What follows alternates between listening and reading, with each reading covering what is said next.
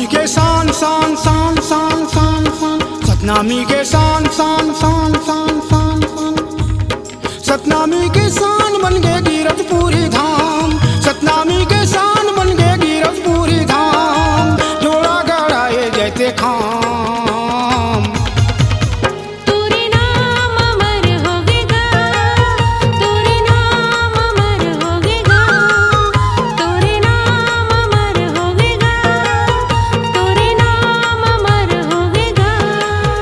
हमर आन है,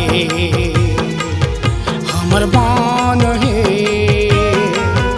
हमर शान है, हमर प्राण है, हमर आन है, हमर बान है, हमर शान है, हमर प्राण है, तोरे दिए निशानी जैते खां।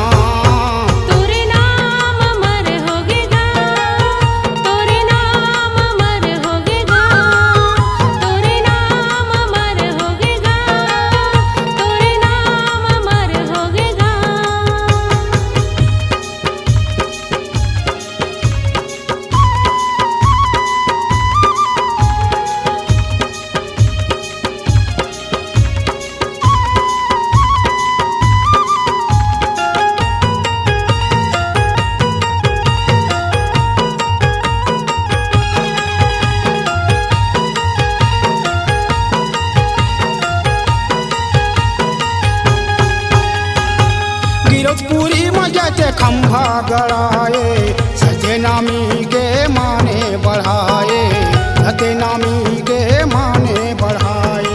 सत्य की निशानी सादा झंडा लहरावो, गुरु बाबा की जयंती मनावो, गुरु बाबा की जयंती मनावो।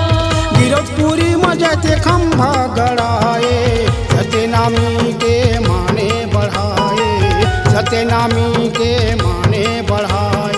सत्य की निशानी सादा झंडा लहरावो, गुरु बाबा की जयंती मनावो, गुरु बाबा की जयंती मनावो। हमर आन है, हमर बान है, हमर शान है, हमर प्राण है,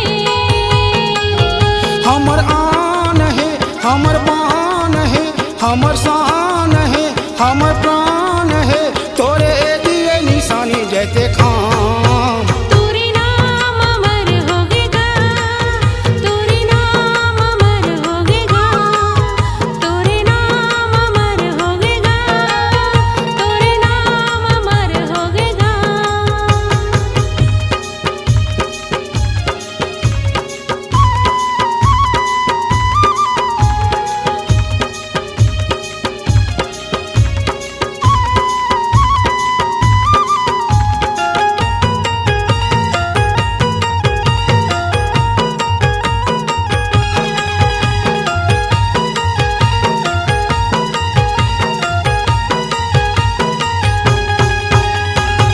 कटुआ खड़वा मा गुरु रथ है सोर, गुरु घासी बाबा महिमा हतोर, गुरु घासी बाबा महिमा हतोर।